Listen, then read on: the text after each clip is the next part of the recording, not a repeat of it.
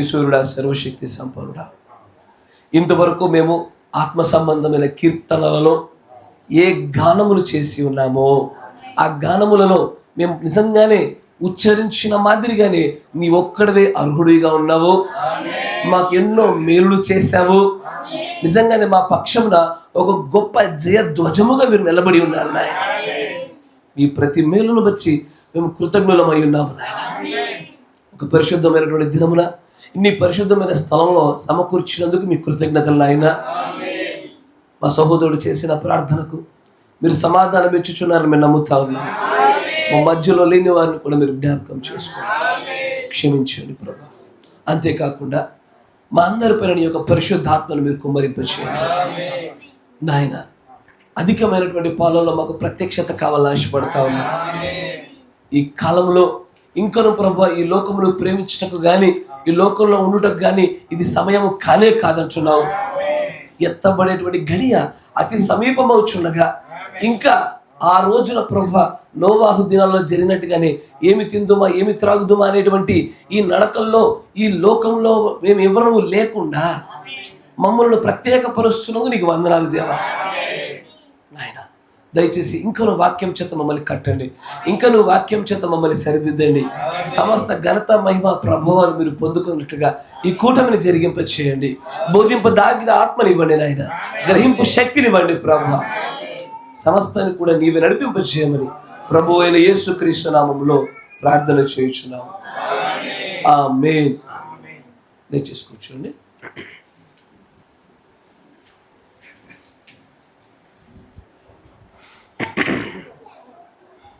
దేవుడికి స్తోత్రములు కలుగునుగాక. కూడి వచ్చిన మీ అందరికీ కూడా నా హృదయపూర్వకమైన వందనములు మరియు శుభములు తెలియజేస్తా ఉన్నాను. సాక్ష్యం చెప్పిన అబ్బాయి నాకంటే చక్కగా వందనాలు చెప్పాడు. దేవుడు ఆ కుమారుని దీవించునుగాక. చాలా సంతోషము. చదవబడినటువంటి లేఖనాల గుండా మనము సమయాన్ని గడిపే ప్రయత్నం చేద్దాం.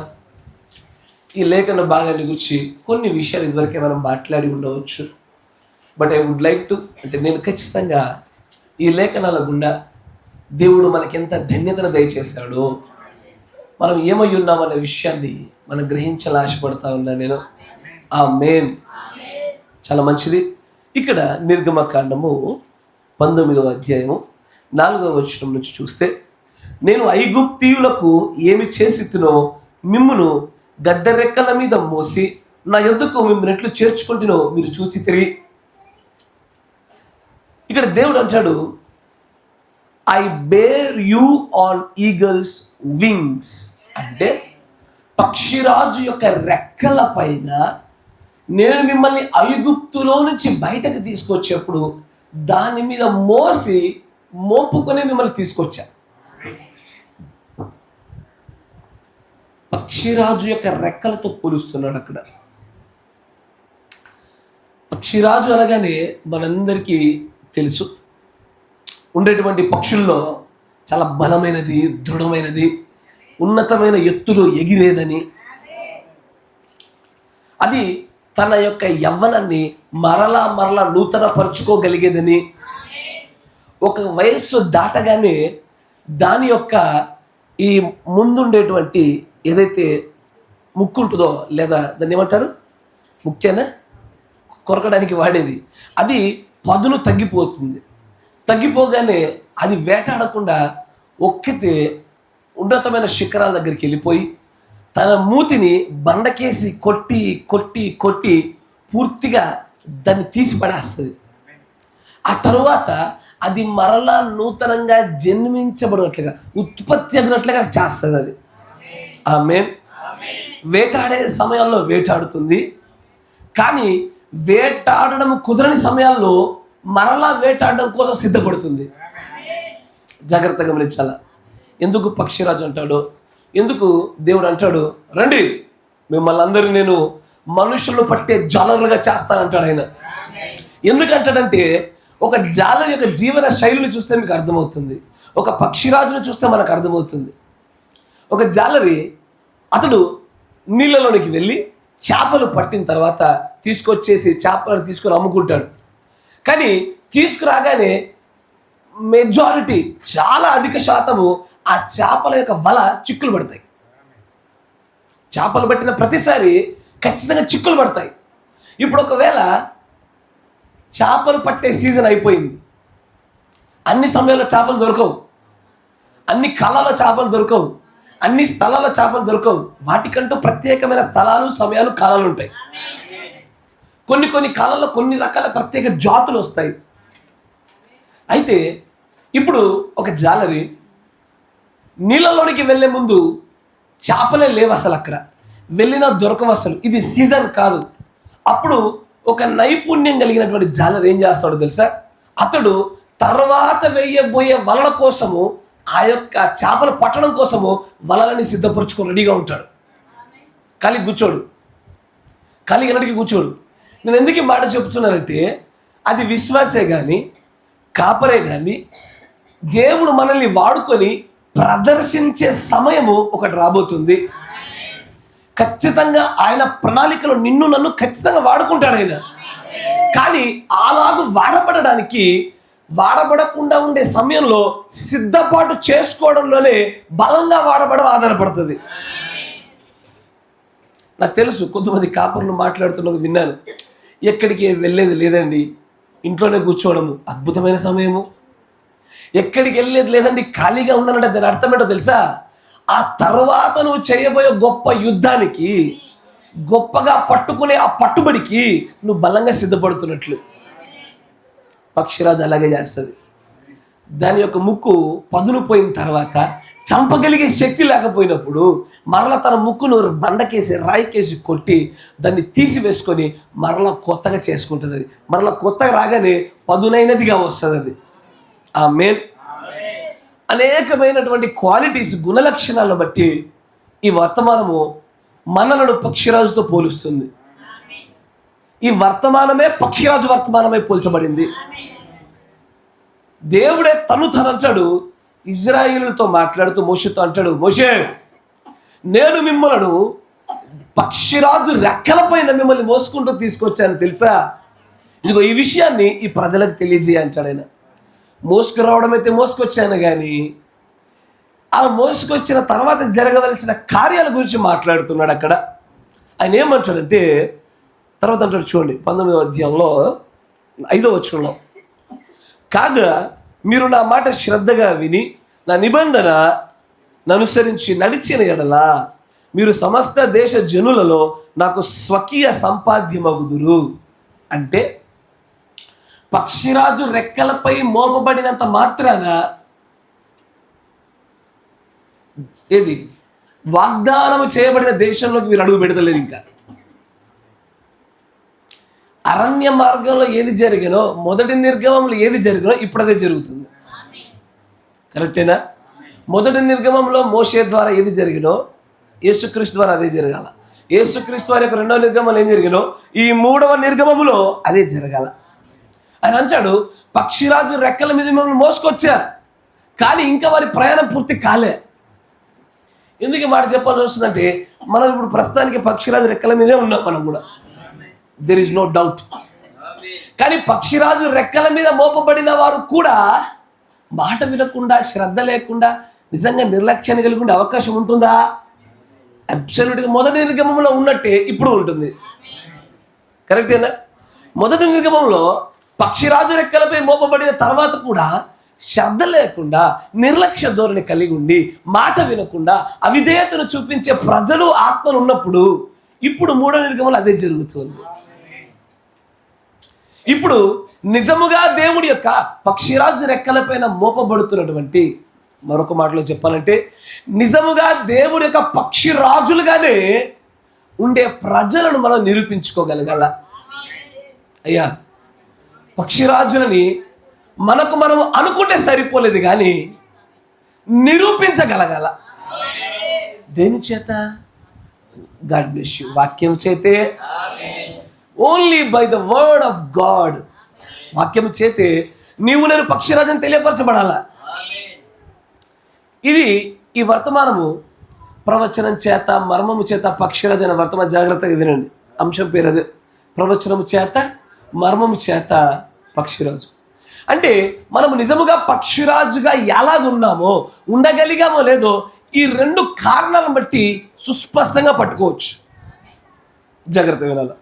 ఈ రెండు కారణాలు బట్టి there are many other reasons, చాలా ఉన్నాయి, కానీ ఈ రెండింటిని మీరు క్షుణ్ణంగా పరిశీలించాలని ఆశపడుతున్నారు. ఎందుకంటే ఈ రోజున మానవ ముఖము ఆకాశంలో ఎగరలేదు, కరెక్టేనా? ఎద్దు ఎగరలేదు,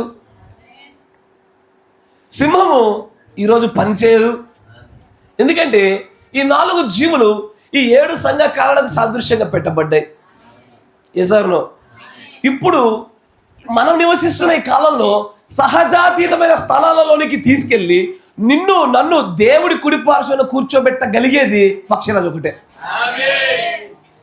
ఆ పక్షిరాజు వర్తమానం తప్ప మనల్ని ఆ స్థలాల్లో కూర్చోబెట్టగలిగేది మరేది లేదు. ఇక్కడ ఈరోజు నా సింహం యొక్క వర్తమానం నాకు సరిపోదు, ఎద్దు యొక్క వర్తమానం నీకు సరిపోదు, కరెక్టేనా? మానవ ముఖముతో కూడుకున్న వర్తమానాలు నీకు సరిపోవు. ఈ రోజున పక్షిరాజు వర్తమానం అయితేనే నువ్వు పోషింపబడగలిగి రాజ్యంలో కూర్చోగలుగుతావు. ఆమేన్ అని అంటాడు. నేను మిమ్మల్ని పక్షిరాజు రెక్కలపైన మిమ్మల్ని మోసుకొని వచ్చి ఉన్నాను అంటే పక్షిరాజుగా దేవుడు తనను తాను పోల్చుకుంటున్నాడు. ఆమేన్. నేను ఇదివరకు చెప్పిన విషయంలో ఒక 10 నిమిషాలు మీకు పునరావృతం చేయాలి, తప్పదు. పక్షిరాజుగా దేవుడు తను తాను పోల్చుకుంటున్నాడు. ఆమేన్. ఆ తర్వాత ప్రవక్తలను కూడా పక్షిరాజుతోనే పోల్చాడు. ఆమేన్. మీకు ఇదివరకు చూపించాను, నేరుగా సూటిగా ఇదిగో ప్రవక్తలు పక్షిరాజులు అనే లేఖ నీకు కనబడదు, కానీ దేవుడు చెప్పినటువంటి నేత్రాలను రాయబడ్డది. ఏది? ప్రవక్తని నేత్రాలతో పోల్చబడ్డం రాయబడ్డది, కానీ పక్షిరాజుతో పోల్చబడ్డని మీరు చూడరు. అది నేరుగా ఎందుకు కనబడదు అంటే అది సారూప్యతలోనే రాయబడ్డది కనుక, ప్రత్యక్షతలో దాచిపడ్డది కనుక. ఇప్పుడు ఐగుప్తులో నుంచి బయటకు తీసుకొచ్చిన దేని మీద? పక్షిరాజు యొక్క 2 రెక్కల మీద. ఆమేన్. ఈ 2 రెక్కలు దేనికి సాదృశ్యంగా ఉన్నాయి? ప్రవక్తలకు సాదృశ్యంగా ఉన్నాయి. ఈ 2 రెక్కలు 2 ప్రవక్తలకు సాదృశ్యంగా ఉన్నాయి. ఆమేన్. దీనినే మనము సమూయేలు గ్రంథంలో చూస్తాం. చూడండి, 1 సమూయేలు 12వ అధ్యాయము 6వ వచనాన్ని గమనించుదాం. 1 సమూయేలు గ్రంథము 12వ అధ్యాయము 6వ వచనం గమనించుదాం. మరియు సమూయేలు జనులతో ఇట్లా నేను మోషేను అహరోనును నిర్ణయించిన మీ పితరులను ఐగుప్తు దేశములో నుండి రప్పించిన వాడు యెహోవాయే కదా. 8వ వచనం చూడండి. యాకోబు ఐగుప్తుకు వచ్చిన పిమ్మట మీ పితరులు యెహోవాకు మొర్రపెట్టగా ఆయన మోషే అహరోనులను పంపినందున వారు మీ పితరులను, ఎవరు? నిర్గమకాండము 19వ అధ్యాయంలో దేవుడు మాట్లాడుతుండే ఏ ప్రజలుండేనో వారి పిల్లలతో ఇదిగో మీ పితరులను ఆ రోజున పక్షిరాజు రెక్కల మీద తీసుకొచ్చింది ఆయనే. కానీ మోషే అహరోనులను వాడుకొని మళ్ళీ చదవండి అన్నమాట. మోషే అహరోనులను పంపినందున వారు ఎవరి దగ్గరకు వచ్చారు? మోషే అహరోనులు తీసుకొచ్చారు. ఇక్కడ పక్షిరాజు రెక్కల మీద తీసుకురావడం అంటే పక్షిరాజుగా తానుండి ఆ రెక్కలుగా దూతల్ని ప్రవక్తల్ని పెట్టుకున్నాడు ఆయన. ఆమేన్. దానిలో నుంచి వచ్చేటువంటి స్వరము ద్వారా ప్రజల్ని బయటకు తీసుకురావడం వల్ల వచ్చిన ప్రజలు పక్షిరాజు పిల్లలయ్యారు, తీసుకొచ్చిన వారు పక్షిరాజులు అయ్యారు, నడిపించిన వాడు పక్షిరాజు అయ్యాడు. ఇదంతా పక్షిరాజు కుటుంబం అయింది. ఆమేన్. పక్షిరాజు ఎలాగ జరిగిందో అయ్యా ఈ మేఘం యొక్క పరిస్థితి అలాగే. ఎందుకంటే జాగ్రత్తగా గమనించండి, తెస్సనీలో రాసిన పత్రికలు ఏముంటుందంటే మనమందరము మేఘాల మీద కొనిపోబడాలా. ఎసారో మంచిది. అసలు ఇదేంటి? మేఘం అన్నారు కొంతమంది. God bless you. నాకు తెలుసు మీకు తెలివితేటలు. మేఘమే ఎలా తయారైంది? ఇది 7 దూతలు మొదటిగా కనబడ్డారు. కరెక్టేనా? ఈ దూతల యొక్క సమూహములోనే క్రీస్తు కనబడుతున్నాడు. క్రీస్తే. కానీ విడమరిచి చూస్తే 7 దూతలు 7 ప్రవక్తలు కనబడుతున్నారు. పక్షిరాజే విడమరిచి చూస్తే అహరోను మోషే కనబడుతున్నారు. ఒక్కొక్క ఒక్క ప్రవక్త కనబడతా ఉన్నాడు ఆయన. ఆమేన్. అవును, ఇక్కడ పక్షిరాజు రెక్కల పైన మోసుకొస్తున్న ఆ రెక్కలు ప్రవక్తలకు సాదృశ్యము. ఆమేన్. అయితే ఆ రెక్కల పైన మోయబడుతున్నటువంటి ఆ ప్రజలు ఎలాగో ఆ పక్షిరాజు పిల్లలకి ఎంచబడుతున్నారు. కానీ దానిలో ఇజ్రాయేలీలు అయినంత మాత్రాన అందరూ ఇజ్రాయేలు కాలేదు. పక్షిరాజు వర్తమానంలో ఉన్నంత మాత్రాన అందరూ పక్షిరాజులు కాదు. అయ్యా, పక్షిరాజు వర్తమానంలో ఉన్నంత మాత్రాన అందరూ పక్షిరాజులు కాదు. ఇజ్రాయేలు అంత మాత్రాన అందరూ ఇజ్రాయేలు కాదు. కరెక్టేనా? క్రైస్తవులు అంత మాత్రాన అందరూ క్రైస్తవులు కాదు. ఎందుకయ్యా అంటే కొంతమంది మాత్రమే నిజంగా పక్షిరాజులే జీవించగలిగేది. దేన్ని బట్టి పక్షిరాజుని చెప్పుచున్నావు అంటే 2 కారణాలను బట్టి మనం ఎలాగో పక్షిరాజులమై ఉన్నామో ఉండాలో తెలుసుకుందాం. చాలామంది వర్తమానం విన్నంత మాత్రాన పక్షిరాజులు అయిపోయాను అనుకుంటారు.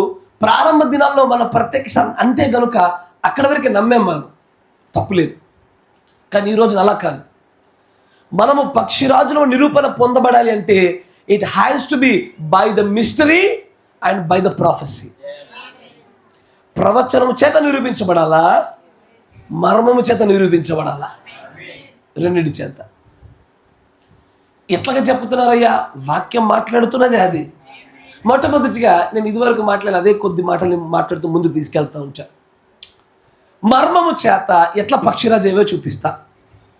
అయ్యా, మనం కోడి పిల్లల గురించి మాట్లాడడం లేదు. మనం పక్షిరాజు పిల్లలు ఏది ఈగ్లెట్స్ అంటే తెలుసుగా, చిన్న పక్షిరాజు పిల్లలు ఎగరలేవు. ఇంకా ఆ ఎగరలేని పక్షిరాజు పిల్లల గురించి కూడా మనం మాట్లాడతలేదు. వీఆర్ టాకింగ్ అబౌట్ దేని గురించి మాట్లాడుతున్నామంటే ఇప్పటికిప్పుడు ఎత్తబాటు జరిగితే ఎత్తబడ్డానికి సిద్ధంగా ఉండే పక్షిరాజు గురించి మాట్లాడుతున్నాం. రేపటి దినాన్ని 6-9 మధ్యలో ఒకవేళ ఎత్తబాటు జరిగితే రేపు ఎత్తబడ్డానికి సిద్ధంగా ఉండే పక్షిరాజుల గురించి మాట్లాడుతున్నాం. ఆమేన్. Praise the Lord. దాన్ని గమనించాలంటే మొదటిగా మత్తయి సువార్త 24:28 వచ్చింది చూడండి. కొంత దూరం తీసుకెళ్తాను మిమ్మల్ని. ఒక 5 నిమిషాలు మీతో మాట్లాడిన ఇదివరకు పూర్వం మాట్లాడిన మాటలు మీతో మాట్లాడి నూతనమైన విషయాలకు తీసుకెళ్తాను. మత్తయి సువార్త 24:28. మనుష్య కుమారుని రాకడయు అలాగే నుండును.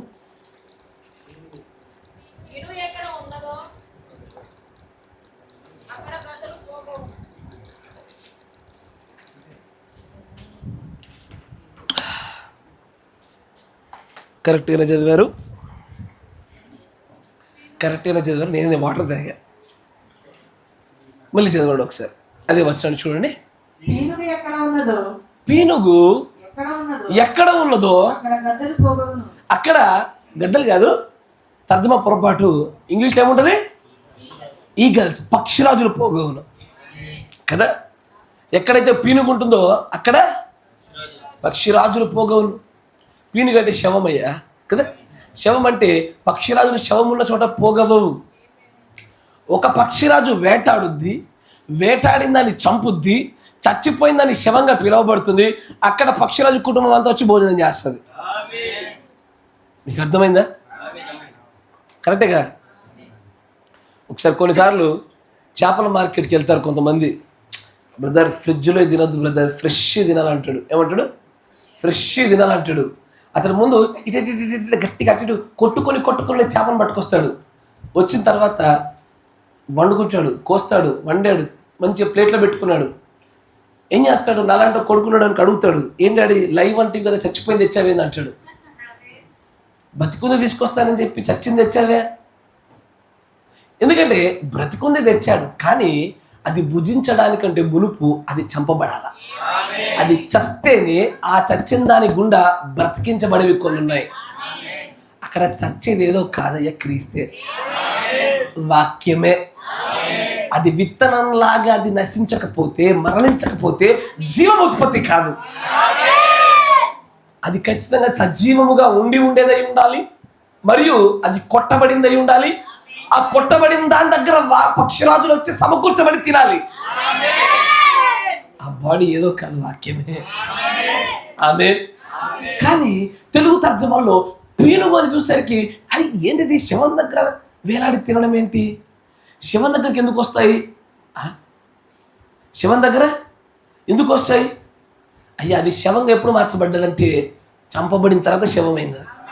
ఇదే విషయం మనం లూకా సువార్తల గురించి చూస్తాం, అవునా? లూకా 17:37, కొంచెం వేగవంతంగా రండి. లూకా 17:37, కొంచెం వేగవంతంగా.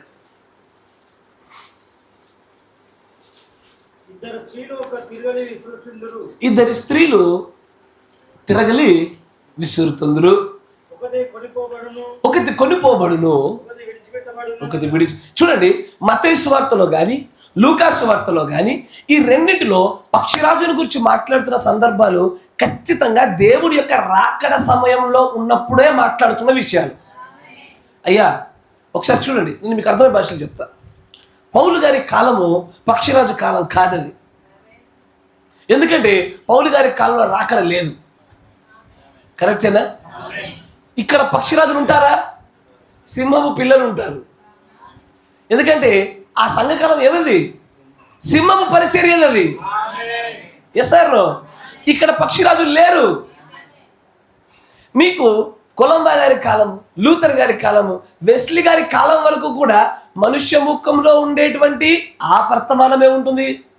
అలాంటి వ్యక్తులు ఉత్పత్తి అవుతారు. కానీ పక్షిరాజులు ఏ సంఘ కాలంలోనూ లేరు, వధువు సంఘ కాలంలో తప్ప. ఎందుకంటే పక్షిరాజుల గురించి మాట్లాడు ప్రతి లేఖనము ఇదిగో తూర్పున మెరుపు పుట్టి పడమడిని ఎలాగూ వెళుతుందో మనుష్య కుమారుడు రాకడ అలాగే ఉంటుంది అని చెప్పిన వెంటనే ఎక్కడ బాడీ ఉండనో పీనుగుడు అక్కడ పక్షిరాజులు పోగొని అంటాడు. అంటే పక్షిరాజుల యొక్క కాలము, పక్షిరాజులు పోగయ్యే సమయము సరిగ్గా ఎత్తబాటుకు మునిపే జరుగుతుంది. అది ఎగ్జాక్ట్లీ ఎత్తబాటుకు ముందే జరిగి తీరాలా.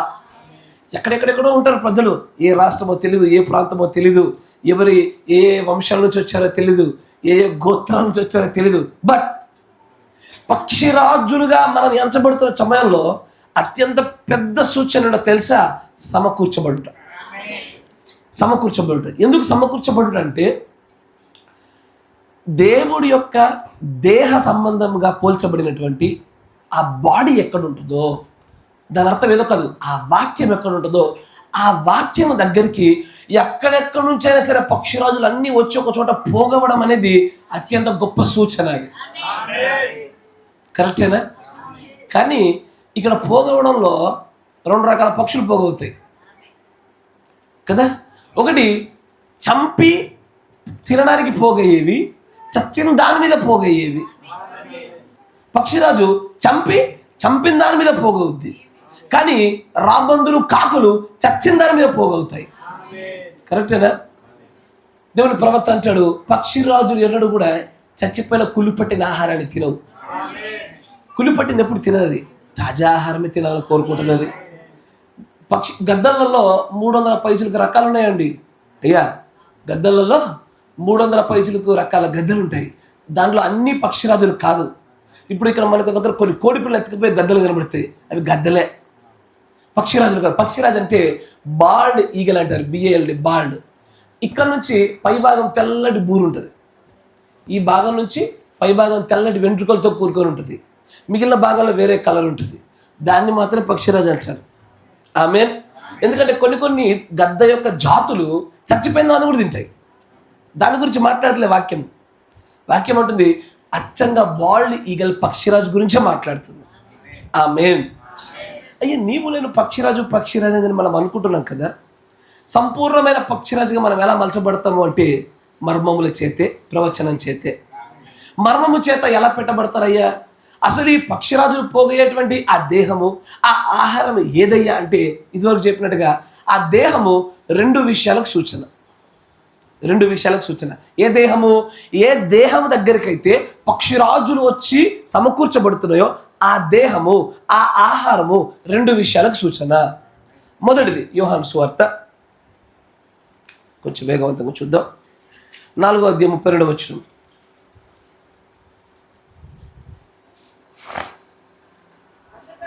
అందుకైన భుజించుటకు మీకు తెలియనటువంటి ఒక ఆహారం నా దగ్గర ఉన్నది. ఎవరు పలుకుతున్నారు ఈ మాట? యేసు ప్రభు వారు. ఆయన ఏమంటున్నారంటే భుజించడానికి, తినడానికి మీకు తెలియని ఒక ఆహారం నా దగ్గర ఉంది.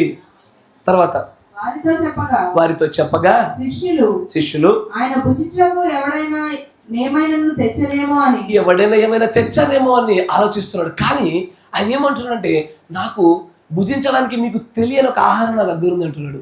ఏంటి ఆహారము? ఇంగ్లీష్లో ఏమన్నది అక్కడ? మీట్ అని రాయబడ్డది, మాంసము. తర్జుమా పొరపాటు కదా. ఆయన అంటాడు మీకు తెలియని ఒక మాంసం నా దగ్గర ఉంది అన్నాడు ఆయన. పక్షిరాజులు పాలు తాగవయ్యో అయ్యా, పక్షిరాజులు పాలు తాగుతాయా? సాధ్యపడదు. మరి పౌలు గారు ఒక మాట అంటాడు, అప్పట్లో మీకు బలం చాలకపోయినందున మిమ్మల్ని పాలతోనే పెంచి తిని బలమైన మాంసంతో మిమ్మల్ని పెంచలేదు. తెలుగులో అన్నముతో ఉంటుంది, ఆహారంతో ఉంటుంది, కానీ మీట్ ఇంగ్లీష్లో ఏముంటుందంటే బలమైన మాంసంతో మిమ్మల్ని పెంచలే. ఇప్పుడు నేను అడిగేది ఏంటంటే మర్మము చేత పక్షిరాజు అవ్వడం అంటే ఇంకా పాలు దాగే విషయాలే గ్రహించగలిగే స్థాయిలో ఉండి నేను పక్షిరాజు అనుకోవడము భ్రమ. ఒక పక్షిరాజు పాలు తాగదు కాబట్టి ఆ పాలు తాగే విషయాలను ఇంకా భక్తి నిలబడితే అది పక్షిరాజు కాదు. అది పక్షిరాజుగా తీర్పు తీర్చబడేదే మర్మము చేత. మర్మము వాక్యము. వాక్యములో బలమైన మాంసంతో కూడుకున్న ఆహారాన్ని తినగలిగే స్థాయి వచ్చినప్పుడు we are eaglets, we are the eagles family. మనం అప్పుడు పక్షిరాజు యొక్క కుటుంబంలోకి వచ్చినట్లు. కానీ దానికంటే ముందు దేవుడు యేసు ప్రభువు ఒక మాట అంటారు, నా దగ్గర ఒక ఆహారం ఉంది, ఇది ఒక మాంసం. ఏంటి ఆ మాంసం అంటే తర్వాత చదవడానికి అంటాడు, చూచి నన్ను పంపిన వారి చిత్తము నెరవేర్చుటయు ఆయన పని తుదముచ్చించుటయే నాకు మాంసం అయి ఉన్నది. అవునా? దేవుడి యొక్క మాంసం ఏదంటే ఆయన యొక్క చిత్తమును, పంపిన వాని యొక్క కార్యమును ముగించుటయే దేవుడి యొక్క మాంసము. నేటికి జాగ్రత్తగా వినాలా? అయ్యా నేను పక్షిరాజు అనుకుంటున్నావు కదా, ఇంటర్ మెసేజ్లో ప్రతి ఒక్కరు కూడా మీకు నేను చెప్పే మాట ఒకటే, దేవుడి చిత్తాన్ని కనుగొని దేవుడి యొక్క చిత్తమును పరిపూర్ణంగా నెరవేర్పు జరిగించడంలో కనుక విఫలవుతే పక్షిరాజు కాదు. ఎందుకంటే ఆ మాంసం ఏదో కాదు, ఆయన చిత్తమును ఎరిగి ఆ పరిచర్యను కొనసాగించి ముగించడే. నేటికి ప్రభు యొక్క చిత్తమును కనుగొనలేకపోవడం అనేది మనం పాలు దాగే మన యొక్క భక్తి జీవితాలకు సాదృశ్యం. వీఆర్ నాట్ ఎట్ ఈగల్స్, ఇంకా పక్షిరాజులు కాలే. మర్మము ద్వారా ఎవరైతే పక్షిరాజులు అవుతారో వాక్యములో నుంచి సమస్తమైన విషయాలు బయటకు తీసుకురాగలుగుతారు వాళ్ళు. Yes or no? అంతేనా? ఇక్కడ దేహము దేవుడి యొక్క చిత్తానికి సాదృశ్యము. ఇక్కడ దేహము ఏది మాంసము చెప్తున్నామో, ఎక్కడైతే పక్షిరాజులు పోగవుతాయో పోగయ్యే మాంసము ఆ దేహము దేవుడి యొక్క చిత్తానికి, రెండు వాక్యములో ఉండే లోతైన మర్మాలకు సాదృశ్యం. వాక్యములో ఉండే లోతైన మర్మాలకు సాదృశ్యం. దీన్ని కొరింథీ పత్రికలు అంటాడు చూడండి, 1 కొరింథీ 3:2.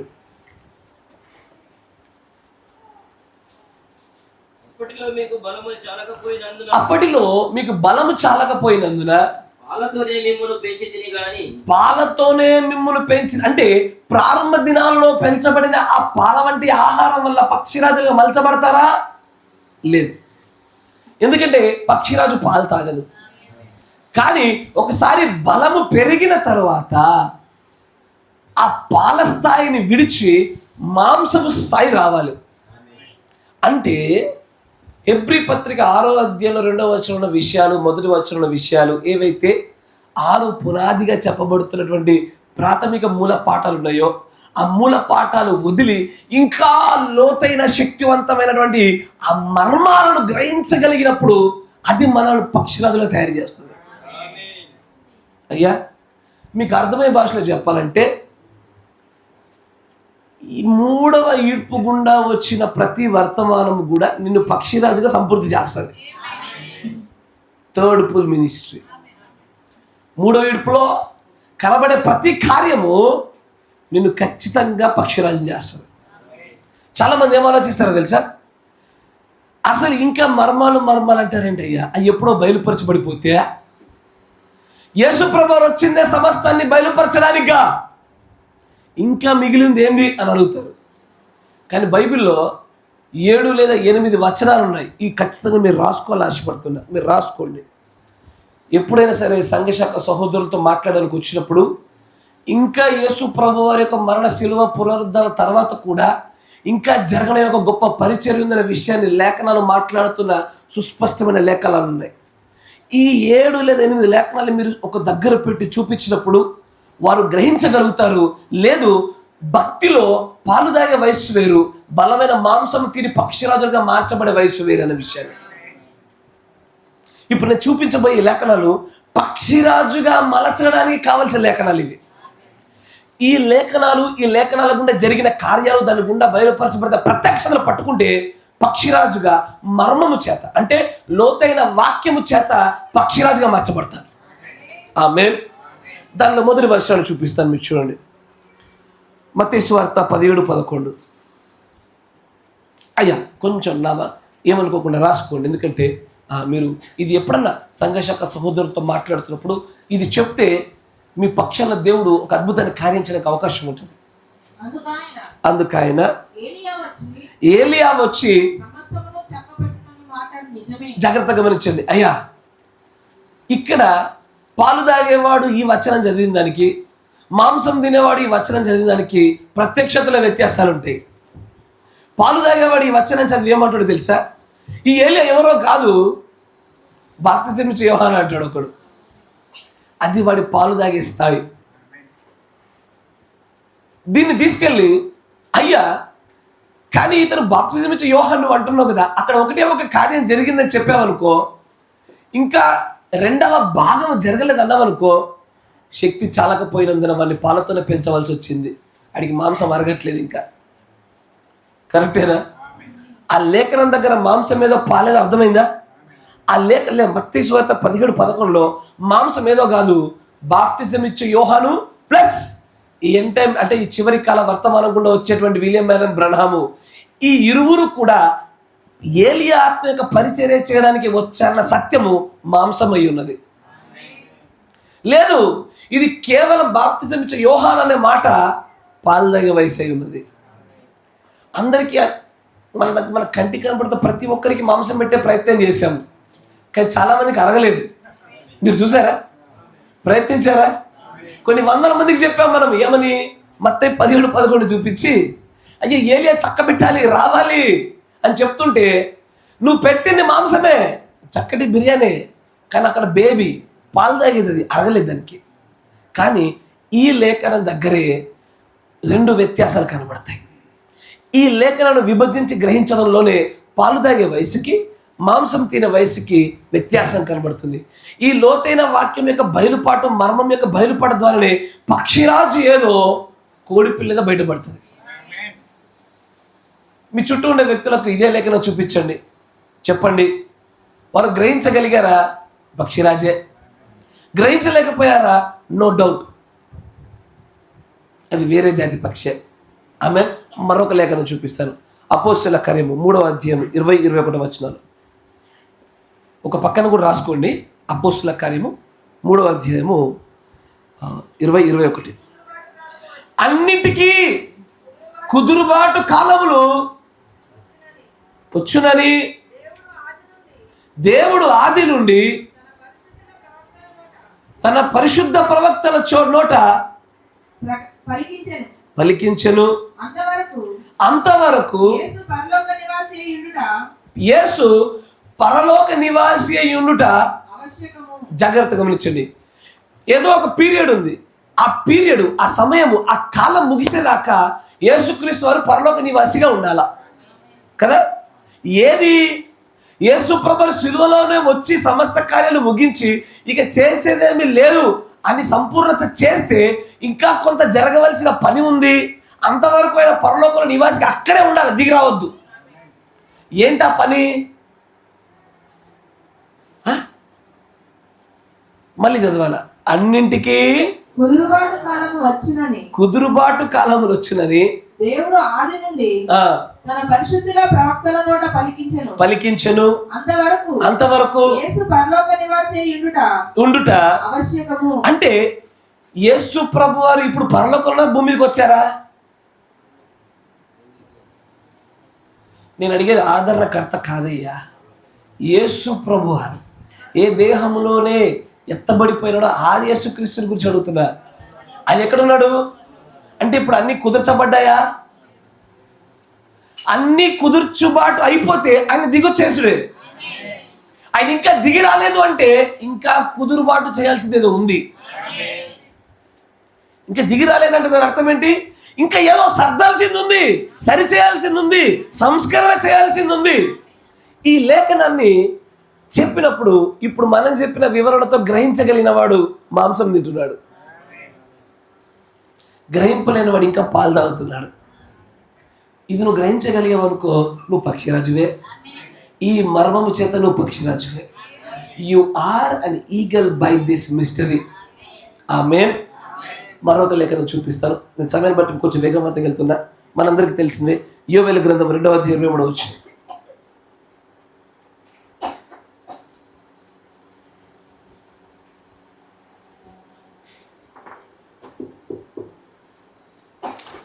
కన్ఫ్యూజ్ కాకండి. ఈ లేఖనాలు యేసు ప్రభు యొక్క పునరుద్ధానం తర్వాత కూడా ఇంకా చోటు చేసుకోవాల్సిన గొప్ప పరిచర్య ఉందని చూపించే లేఖనాలు ఇవి. ఈ లేఖనాలలోనే సంఘశాఖ సహోదరులకును, వర్తమాన సభ్యులకును, పాలు తాగే వారికి, మాంసం తినే వారికి, కోడి పిల్లలకును, పక్షిరాజులకు వ్యత్యాసాలు చూపించేది. ఆమేన్. చూడండి యోవేలు గ్రంథం 2:23. సియోను జనులారా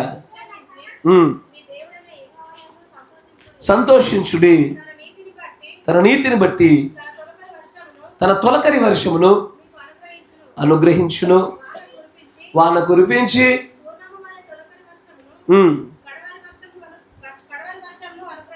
కడవరి వర్షమును అనుగ్రహించును, కొట్లలో ధాన్యము నిండును.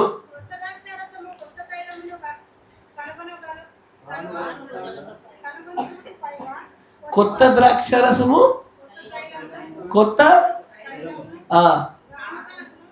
మీరు ఈ అధ్యాయం అంతా జాగ్రత్తగా చదవండి. ఎంటైర్ మెసేజ్ వర్తమాన సంబంధమైన కోణం గుండా చూస్తే అద్భుతాలు కనబడతాయి. కొత్త ద్రాక్షరసమా అంటే ఏంటో తెలుసా? కొత్త స్టిమ్యులేషన్ బై హోలీ గోస్ట్. పరిశుద్ధాత్మ వల్ల కొత్తదైన ఉత్తేజం రావాలా, కొత్త తైలము, కొత్తదైన అభిషేకం రావాలా. ఇదివరకు ఉండే అభిషేకం వల్ల కాకుండా కొత్తదైన రావాలా. ఈ లేఖనాలు చూపించి ఇది ఎప్పుడు వచ్చింది, వచ్చిందా లేదా, వస్తే ఎలా వస్తుంది అని అడిగామనుకోండి, పాలదాయగోడు దీనికి సమాధానం చెప్పలేడు. పాలదాయగోడు ఏమంటాడు తెలుసా? ఇవి తీసుకెళ్ళి పెంతెకొస్తు దినానికి అతికిస్తాడు. కరెక్టేనా? పెంతెకొస్తు దినానికి అతికిస్తాడు. కానీ అదే అధ్యాయం ముందు చదివితే ఆ 4 పురుగులు తినివేసిన పంటను కూడా నీకు మరలా ఇస్తున్నా అంటాడు ఆయన. 4 పురుగులు తినివేసిన పంటను మరలా ఇచ్చింది ఎక్కడ? పెంతెకొస్తు దినానాడు కాదు అది ఇచ్చింది, పక్షిరాజులు పోగయ్యే కాలంలో ఇచ్చాడు అది.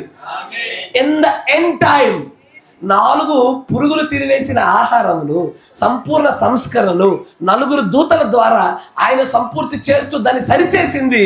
ఎగ్జాక్ట్గా 4 దూతల్ని పంపించి ఎత్తబాటు మరికొద్ది దినాల్లో ఉండగా దానికంటే ముందే ఆ సమస్త వాక్యాల్ని మరలా బయలుపరిచి సంపూర్ణతగా దాన్ని బహిర్గతం చేశాడు ఆయన.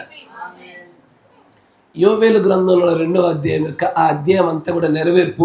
కొంత భాగం పెంతెకొస్తులో, అధిక భాగము ఇది ఎత్తబాటుకు మునుపు, రాకడకు మునుపు, పక్షిరాజులు పోగయ్యే కాలంలోనే జరుగుతుంది అది. అయ్యా తొలకరి వర్షమును కడవరి వర్షమును రెండింటిని కల్పిస్తానన్నాడు. ఈ 2 కలిపి పెంతెకొస్తులో వచ్చిందా? We are still waiting for that. ఇప్పుడు దాంట్లోనే ఉన్నాము. దాని సంపూర్ణత స్క్వీజ్లో జరుగుతుంది. అర్థమవుతుందా? ఇది అర్థం చేసుకోలేకపోవడంలోనే మనం పక్షిరాజా కాదని తెలిసేది. నా మాట వినండి, నేను అందుకే చెప్తున్నా, మనం పక్షిరాజులమే. కానీ మనం పక్షిరాజుల మన నిరూపణ మర్మము చేత నిరూపించబడాలా, ప్రవచన చేత నిరూపించబడాలి. మర్మములు గ్రహించుట వలననే పక్షిరాజులుగా మార్చబడుతున్నారు. మర్మాలు గ్రహించడంలోనే. యోవేలు గ్రంథం యొక్క నెరవేర్పు పెంతెకోస్తులోనే కొంత భాగము. ఏది? అంత్య దినములో నా ఆత్మ కుమ్మరించుదును కదా. యవ్వనస్తులు వృద్ధులు కలలు కంటారు, దర్శనాలు చూస్తారు. ఇది పెంతెకోస్తుకే. కానీ ఆ 4 పురుగులు యోవేలు గ్రంథములో ఆ పురుగులు ఫలములు ఆకులు బెరడు కొమ్మలు తిని వేసేను. ఏంటి ఎప్పుడు తినేస్తాయి? కుదుర్చుబాటు కాలంలో తినేస్తాయి. ఈ 4 పురుగులు తినివేసిన పంటను మరలా ఇచ్చే కాలము ఎత్తబాటుకు ముందు, రాకడకు ముందు పక్షిరాజు. అయ్యో, ఇప్పుడు ఫలములు ఆకులు బెరడు కొమ్మలు 4 పురుగులు ఇవన్నీ తినేసినాయి. కరెక్టేనా? దేన్ని తిన్నాయి? వధువు వృక్షాన్ని తిన్నాయి. వధువు ఎవరు? నథింగ్ బట్ ద వర్డ్, వాక్యము. వాక్యాన్ని తినేసాయి అవి. ఈ 4 పురుగులు వాక్యాన్ని తినేసాయి. ఇప్పుడు తినివేసిన పంట ఒక్కసారి ఇచ్చేశాడు. ఒక్కసారి అక్కడ వాక్యం వచ్చింది. వాక్యము శరీరధారి, బాడీ, దేహం వచ్చింది. ఒకసారి ఈ 4 పురుగుల పంటలో పోయినటువంటి పూర్ణమైన వాక్యము, బాడీ, దేహం రాగానే ఇప్పుడు పక్షిరాజులు వస్తాయి అక్కడికి. దేవుడు మనం దీవించను గాక. ఈ మర్మం తెలియకపోతే పసిపిల్లలవే. యోవేలు గ్రంథంలో అద్భుతమైన నెరవేర్పు పెంతెకోస్తులో కొంతే. ఇప్పుడయ్యా యోవేలు గ్రంథం రాయబడింది మన కొరకు, మన కాలం అది, ఈ వర్తమాన కాలానికి అది. ఆ 4 జీవులు తినివేసినటువంటి ఆ వాక్యం అనే ఆహారము ఒక్కసారి పెట్టగానే, ఎక్కువ మొత్తంలో మీరు ఒక్కసారి దేహాన్ని, ఆహారాన్ని, మాంసాన్ని పెట్టండి, ఎక్కువ మొత్తంలో ఉండే పక్షురాజులు వచ్చి కూర్చుంటాయి. అక్కడ ఎక్కడెక్కడి నుంచే సమకూర్చబడతాయి. దేవుడి చిత్తం అనే ఆహారం తింటూ నెరవేర్పు జరిగిస్తాయి. ఆమేన్. గ్రహించగలిగారా? ఇంకొంచెం ముందుకు సాగిపోదాం. దానియేలు గ్రంథం 12వ అధ్యాయం 4వ వచనం. ఈ లేఖనాలు వరుసగా రాసుకోండి, మర్చిపోబాకండి. ఈ లేఖనాలు ఒక సంఘర్షక సహోదరుడితో మాట్లాడుతున్నప్పుడు, ఇవి కత్తులు, బలమైనటువంటి కత్తులు ఇవి, జాగ్రత్త అయ్యా, వీటికి సమాధానం చెప్పలేరు వారు. నువ్వు సరైనటువంటి పరిశుద్ధాత్మ నడిపింపులో దీన్ని కనుక సంధించావనుకో ఖచ్చితంగా కూర్చుండిపోతాడు సహోదరుడు. జాగ్రత్త. దానియేలు గ్రంథం 12వ అధ్యాయం 4వ వచనం. దానియేలు, నీవు ఈ మాటలను మరుగు చేసి. ఏ మాటల్ని? మరుగు చేయబడిన మాటలు ఏంటని అడుగు ఒకసారి. ఎందుకు మరుగు చేశాడు అడుగు ఒకసారి. ఇంతకీ ఈ మరుగు చేయబడింది ఎప్పుడు తెరవబడుతుందో అడుగు ఒకసారి. అయ్యా ఇప్పుడు ఇంకా చదవండి. అంత్యకాలం వరకు ఈ గ్రంథమును ముద్రింపుము. అంత్యకాలం వరకు ఈ గ్రంథాన్ని ముద్రించుము. అంత్యకాలం వరకు గ్రంథంలో ఉన్న వాక్యాన్ని ముద్రించుము. అంత్యకాలం వరకు ఈ వాక్యమైన ఆహారాన్ని ముద్రించుము. అంత్యకాలం వరకు ఈ వాక్యమైన మాంసాన్ని ముద్రించుము. అంత్యకాలంలో ఈ మాంసం తెరవబడగానే ఒక్కసారి 7 ముద్రల రూపంలో మాంసం రాగానే పక్షురాలు వచ్చేసాయి అక్కడికి. మర్మంగా దాచిపెట్టబడ్డటువంటి ఆ ఆహారము బయలుపడుతుందే అంత్యకాలంలో రాకడకు ముందు. అంత మంచి ఆహారం పెట్టగానే ఎందుకు రావయ్యా పక్షిరాజులు? పక్షిరాజులు వద్దన్నం వస్తాయి. ఎందుకంటే దాచిపెట్టి దాచిపెట్టి దాచిపెట్టి తాజా ఒక్కసారి తీసుకురాగానే పక్షిరాజులని సమకూర్చబడుతున్నాయి. 9వ వచనం దాంట్లోనే. మైక్ ఎప్పుడు ఆన్లో ఉంచండి, లేదు నన్ను చదువుకోమంటే లేఖనాలు. మీరు ఫ్లోన్ దెబ్బతీస్తున్నారు ప్రతి ఒక్కరు. చదవండి. అతడు ఈ సంగతిలో అంత్యకాలం వరకు మరుగుగా ఉన్నట్లు ముద్రింపబడినవి గనుక. అయ్యా నా మాట జాగ్రత్తగా వినాలా. ఇప్పుడు గమనించండి, ఇంట్లో ఎప్పుడైనా పక్షులకు కానీ, పోనీ కుక్కలకే కావచ్చు, ఒక జంతువుకి, ఒక జీవికి ఆహారం వేసేటప్పుడు ఎట్లా వేస్తావు చెప్పు? ఇంట్లో ఒక చిన్న పాత్ర పట్టుకుంటావు, కరెక్టేనా? ఇక ఒక పాత్ర పట్టుకుంటావు, మధ్యాహ్నం మంచిగా వేస్తుంది ఆహారం వేసేటప్పుడు. పక్షులకు కానీ కుక్కలకి ఇట్లా పట్టుకుంటుంది, నడుచుకుంటూ వెళ్ళి ఇట్టిసిరేస్తుంది. ఇప్పుడు ఆ పక్షులకు కానీ జంతువులకు కానీ ఆహారం వేసేటప్పుడు ఏం జరుగుతుంది గమనించండి. ఒక పాత్రలో ఏదో పాడైపోయిన అన్నము ఏదో ఒకటి ఉంది, పద్ధతిని చూడండి. దీన్ని ఇంట్లోంచి బయటకు రాగానే వేయవు. నువ్వు ఏం చేస్తావు? అట్టగా లోపల దాచి ఉంచుతావు. ఎక్కడ వేస్తావు తెలుసా? ఎక్కడైతే అవి తిని సమకూర్చబడాలో అక్కడ వేస్తావు. కరెక్టేనా? అరే కోడికి ఒక ఆహారం వేసే పద్ధతి కూడా అంతే. ఇంట్లో నుంచే చల్లుకుంటూ రావు. ఇంట్లో నుంచి చల్లుకుంటూ ఎవడు రాడు. ఏం చేస్తాడు? తీసుకొని గట్టిగా పిడికిలు బిగించి దాచిపెడతాడు, గట్టిగా పట్టుకుంటాడు. పట్టుకొని తీసుకొచ్చి ఇక్కడ కోళ్ళన్నీ వచ్చి ఒక చోట సమకూర్చబడి తింటే పర్వాలేదు అన్న చోట వచ్చి టమక్కన పడేస్తావు. వేయగానే ఫస్ట్ ఒక కోడి వస్తుంది. కరెక్టేనా? అది తినే పద్ధతికి, దాని సౌండ్కి అన్ని కోళ్ళు వచ్చి ఒక్కసారి దగ్గరికి వచ్చేస్తాయి. మీరు గమనిస్తున్నారా? ఎందుకు బ్రదర్ కోళ్ళ భాష మాట్లాడుతుంటే మా దగ్గర కోళ్ళే ఉన్నాయి, బయట మేము పెంచుతున్నాం కాబట్టి. రోజు చూస్తాం, పొద్దునే ప్రార్థన అయిన వెంటనే మన ముందుకు వచ్చి ధర్నా చేస్తాయి అవి. అది వేయగానే ఒక కోడి తినగానే మిగతావన్నీ దగ్గరకు వచ్చేస్తాయి. అలాగే దానియేలు గ్రంథంలో దాచిపెట్టబడ్డటువంటి ఈ మర్మాలు దాచిపెట్టి ఒక సమయాన్ని, ఒక స్థలాన్ని దేవుడు నిర్ణయించాడు. అది ఖచ్చితంగా సన్సెట్ అనే కొండ స్థలం అయి ఉండాలా, అది ఖచ్చితంగా అరిజోనా ప్రాంతం అయి ఉండాలా, అది ఖచ్చితంగా 1963 అయి ఉండాలా, అది ఖచ్చితంగా ఫిబ్రవరి 23వ తారీఖు అయి ఉండాలా. ఆ సమయము, ఆ స్థలం చూసి ఒక్కసారి వదిలాడు. ఇక వచ్చాయి ఆయన పక్షిరాజులు. సమకూర్చబడుట మామూలు కాదు. ఈ భూమి యొక్క నలు దిక్కు నుంచి సమకూర్చబడుతున్నాయి అవి. మిగిలినటువంటి కోళ్ళకు అబ్బా ఎంత తింటున్నారా మాంసాన్ని అనిపిస్తుంది. ఏవి గింజలు తినే కోళ్ళకు మాంసం చూస్తుంటే ఎట్లా అరుగుతుందిరా అది ఇంతకు అసలు ఆహారమేనా? సరైన తిండి తినకుండా ఏం తింటున్నారు? అది వీళ్ళు బైబిల్ చదవకుండా ఏదో జోడిస్తారేంది వీళ్ళు దాన్ని. కోడిపిల్లల భాష ఇది. సార్ కోడిపిల్లల భాష ఇట్లాగే ఉంటుంది. ఎందుకంటే కోడిపిల్లలు తినేది ఏంది? గింజలు పక్షిరాజుకు పడవు. దానికి ఎల్లప్పుడూ కూడా తాజా ఆహారం కావాలా. అది ఏ ఆహారం అంటే దాచిపెట్టబడి వేసిన ఆహారం కావాలా. ఈ దానియేలు గ్రంథంలో కూడా ఏదైతే దాచబడి ఉన్నదో దీన్ని సంధించి చూడగానే పక్షిరాజు ఎవరో, కోడిపెట్ట ఎవరో తెలిసిపోతుంది. ఆమేన్. మరొక వచనం ప్రకటన గ్రంథం 17, మనందరికీ తెలిసిందే. ఆమేన్. నేను చెప్పే ఈ లేఖనాలు వరుసగా రాసుకోండి, జాగ్రత్త. ఇవి మీకు బలమైనటువంటి ఆయుధాలు. మీరు 7వ దూత పలుకు దినములలో అతడు బూర ఊదబోచుండగా దేవుడు తన దాసులకు ప్రవక్తలకు తెలిపిన స్వార్థ ప్రకారం దేవుడి మర్మము సమాప్తమగును. ఎసార్నో దానిలో కొన్ని వందల ప్రశ్నలు అడగడానికి. 7వ దూత ఎవరు? ఎప్పుడు వస్తాడు? వచ్చాడా లేదా? దేవుడి మర్మం ఏంటిది? సువార్త ద్వారా ఏంటిది? ఇదివరకు ప్రవక్తలు తెలిపింది ఏంటిది? ఇక్కడ సంపూర్తి చేస్తుంది ఏంటిది? ఇది ఏ కాలము, ఏ స్థలము? ఈ దూత భూలోకపు దూతన, పరలోకపు దూతన? ఇది పాక్షికంగా జరుగుద్దా, సంపూర్ణంగా ఒక్కసారి జరుగుద్దా? బాబు నీకు దండం, నీ క్వశ్చన్స్ వద్దంటున్నాడు.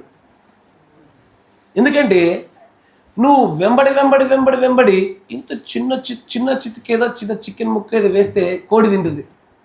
ఒకేసారి ఇంత పెద్ద ఇన్ని గానం వేస్తే కోడి తినలేదు అది కదా.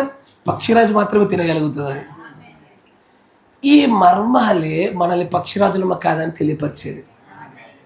ప్రకటన 17 అనే మర్మము ఈ రోజున మనము జీర్ణం చేసుకున్నటువంటిది, మనం భుజించినటువంటిది. ప్రకటన 10ని భుజించి అరిగించుకున్న ప్రతి ఒక్కరు పక్షిరాజులే. Undoubtedly they are eagles family. మర్మాల ద్వారా పక్షిరాజులు అవుతారు. మర్మమే మాంసము. ఆ మాంసమును తిని గ్రహించుట, అరిగించుకుంటలోనే పక్షిరాజులుగా మార్చబడతాం. ఇంకా నాకు మెసేజ్ అర్థం కాలేదయ్యా, ఇంకా మెసేజ్లో మర్మాలు అర్థం కావట్లేదయ్యా, ఇంకా వర్తమానాన్ని గ్రహించలేకపోతున్నానయ్యా అంటే ఇంకా నువ్వు పక్షిరాజుగా మలచబడలేదు. నువ్వు తొందరగా మలచబడాలా. ఇంకా వర్తమానంలో లోతైన మర్మాల తెలియడం లేదయ్యా, నువ్వు ఇంకా పాలు తాగుతున్నావు, ఇంకా తొందరగా పక్షిరాజుగా మార్చబడాలా. మరొక చివరి వచనం ఒకటి చూపిస్తా. మత్తయి సువార్త 24:14.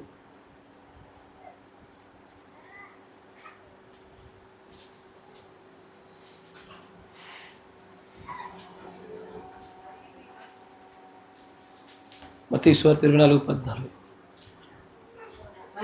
మరియు ఈ రాజ్య సువార్త సకల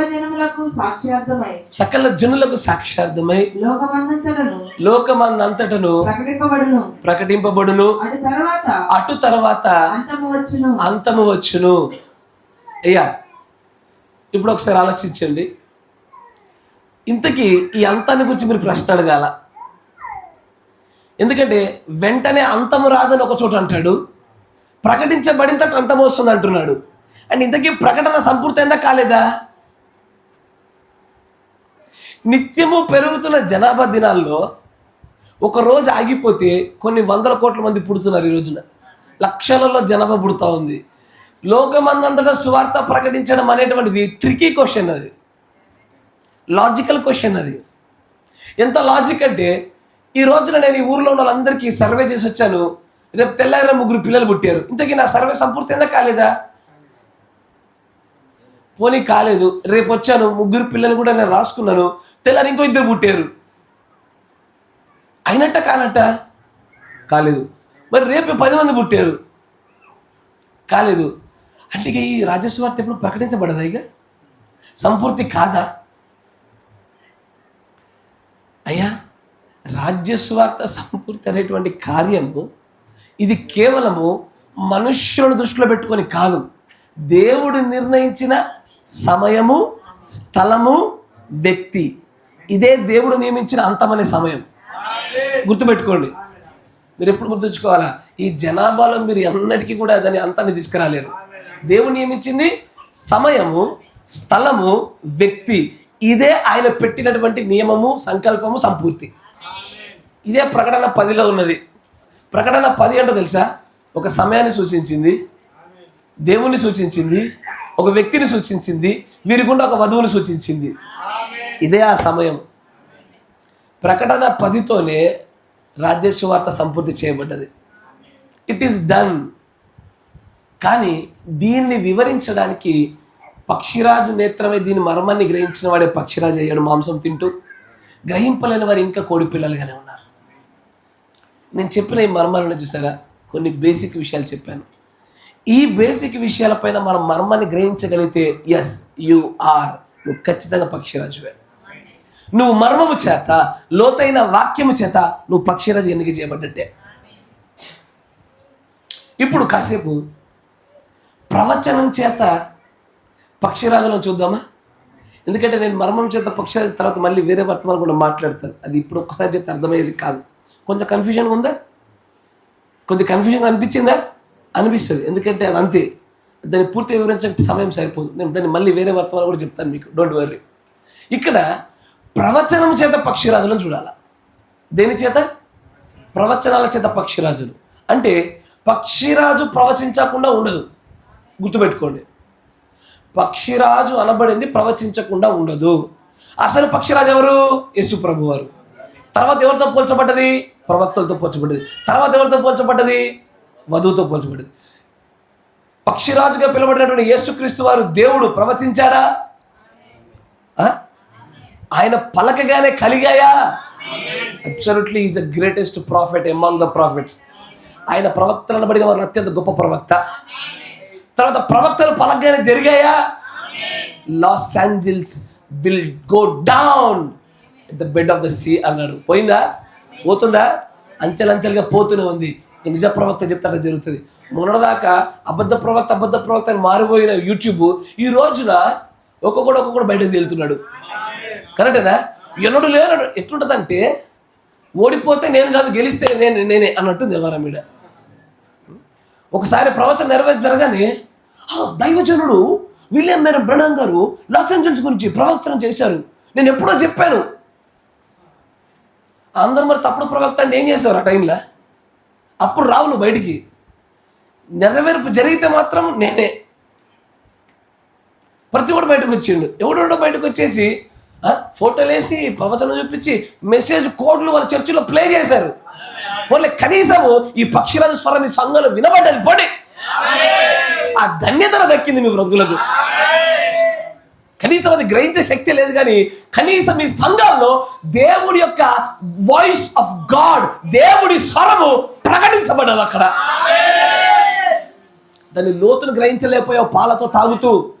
నువ్వు మాంసం తినే శక్తి నీకు లేదు, కానీ పాలతోనే పెంచబడే స్థితిలో ఉన్నా సరే కనీసం స్వరమున ప్రకటించబడింది. ఆనందం. అప్పుడు నాకు అనిపించింది చూడగానే, బాగానే ఉన్నారా మీరంతా? జరిగితే మామోడు, జరగపోతే పక్కోడు, చక్కగా ఉన్నారు వీళ్ళంతా. ఎవడెవడో వచ్చేసి దైవచనుడు బ్రహ్మం గారు అప్పుడు చెప్పారు, ఇప్పుడు జరిగింది చూసారా అంటారు. ఆయన చెప్పిన చాలా వందలు జరిగినాయి, అన్నీ జరుగుతూనే ఉన్నాయి. గుర్తుపట్టగలిగేటువంటి నేత్ర నీకు ఎందుకు లేదయ్య అంటే, నీకు లోతైన వాక్యం చేత నువ్వు పక్షిరాజు కాకపోవడమే నీ సమస్య. నువ్వు పాలు తాగుతున్నావు కాబట్టి నువ్వు మర్మాన్ని పట్టలేకపోతున్నావు. మేము పక్షిరాజులు ఉన్నాం కాబట్టి పట్టగలిగాం. మర్మము చేత పక్షిరాజులు అవుతా, కానీ ప్రవచనం చేత పక్షిరాజులు అవ్వాల. దేవుడు పక్షిరాజు ఆయన ప్రవచనం చేశాడు, నెరవేర్పు జరిగింది. ప్రవక్తలు పక్షిరాజులు వారు ప్రవచనం చేశారు, నెరవేర్పు జరిగింది. ఇప్పుడు ప్రజలు, దేవుడి యొక్క జనులు, వీరు కూడా ప్రవచిస్తారు, జరిగి తీరాల. అందుకే ప్రవచనాన్ని గురించి మీరు మాట్లాడుతుంటే ప్రవచించేవారు ఎవరు? ప్రవక్తలందరూ ప్రవచిస్తారు. ఎసర్లో. అందుకే దీన్ని ప్రారంభ దశ నుంచి చూసుకుంటూ పోతే ప్రవచనం ద్వారా ప్రవక్తలు అవ్వడానికి గమనిస్తే కనుక మొట్టమొదటి లేఖనాన్ని చూపిస్తారు. ఎఫెసీ రాసిన పత్రిక 4వ అధ్యాయం 11వ వచనం గమనించండి.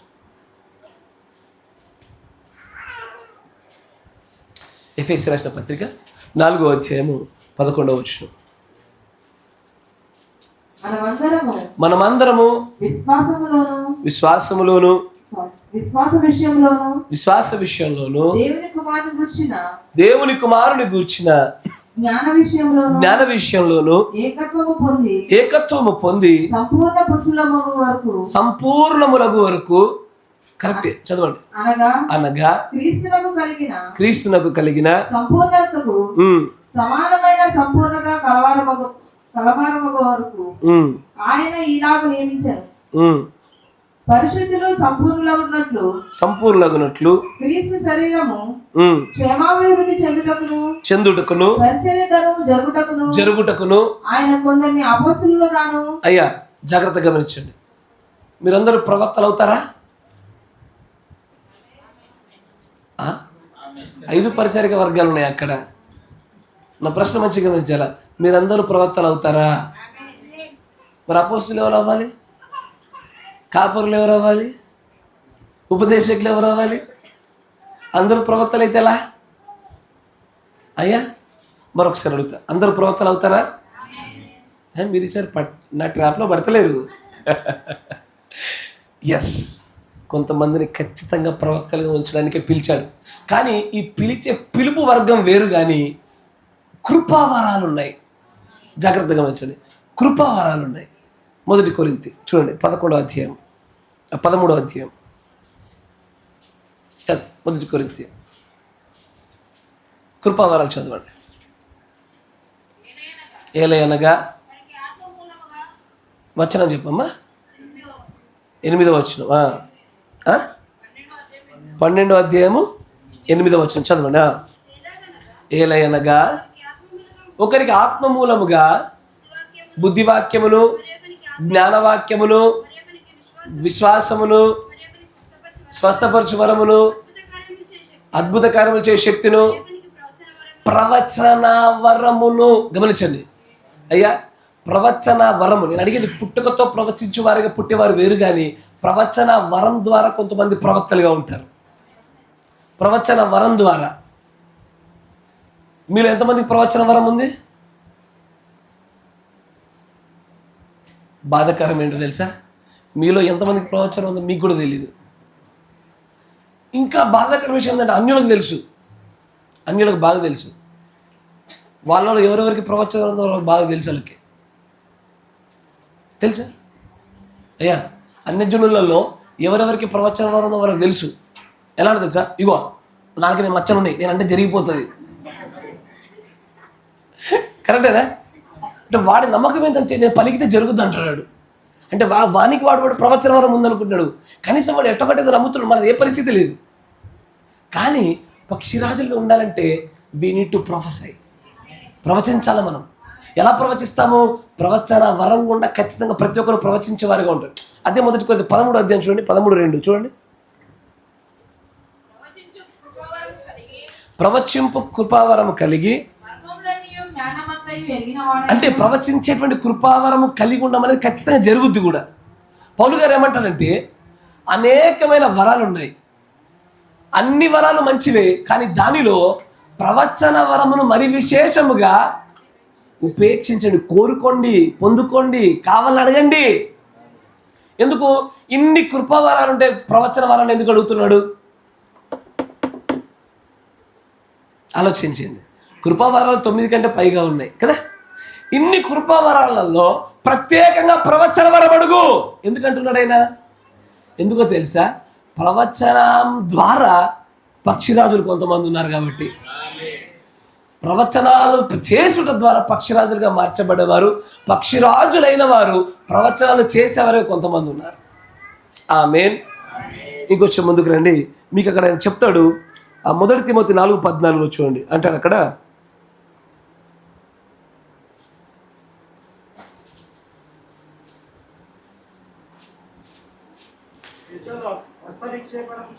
చేయగా ప్రవచన మూలముగా నీకు అనుగ్రహింపబడి నీలో ఉన్న వరమును అలక్ష్యము చేయకుము. అయ్యా జాగ్రత్తగా గమనించండి. తిమోతి గారు అదే చేస్తున్నారు. తనలో ఉన్న వరాన్ని అతను ఏం చేశాడు? నెగ్లెక్ట్ చేస్తా ఉన్నాడు. ఆయన పట్టించుకోలే. అదేందో కనుగొనడం లేదు, కనుగొని దాన్ని పెంచడం లేదు, దాన్ని పాలిష్ చేయట్లేదు. ఆయనలో వరం ఉందా? అబ్సల్యూట్లీ ఉంది. దాన్ని పౌలు గారు గుర్తెరగ అంటాడు, నీలో ఉన్న వరాన్ని నువ్వు ఎందుకు అలక్ష్యం చేస్తున్నావు? నీలో ఉన్న ఏ వరాన్ని అలక్ష్యం చేయకూడదు. ప్రాముఖ్యంగా ప్రవచన వరాన్ని అలక్ష్యం చేయొద్దు. ఎందుకంటే ప్రవచనాల గుండా పక్షిరాజులు ఉన్నారు. ఇంకొంచెం ముందుకు చదవండి. నీ అభివృద్ధి అందరికీ తేటగా కనబడు నిమిత్తము. అందరికీ తేటగా. అయ్యా ఇప్పుడు నేను చెప్పుచున్నది చాలా మందికి అనిపించవచ్చు. మంచిగా నేను ముగిస్తాను. ఎందుకని ప్రవచనం అంటున్నాడు? ఇది కృపవరమేగా, ఒక్కొక్కరికి ఒక్కొక్కటి ఇవ్వబడుతుంది కదా. దేవుడి ప్రజలందరికీ ఇది జరుగుద్దా? ఖచ్చితంగా పక్షిరాజు కాలంలో పక్షిరాజు వర్తమానం గుండా వచ్చే ప్రతి ఒక్కరు ప్రవచిస్తారా? ప్రతి ఒక్కరు, ఈచ్ అండ్ ఎవ్రీ పర్సన్, ఎత్తబడే ప్రతి ఒక్కరు ప్రవచిస్తారా?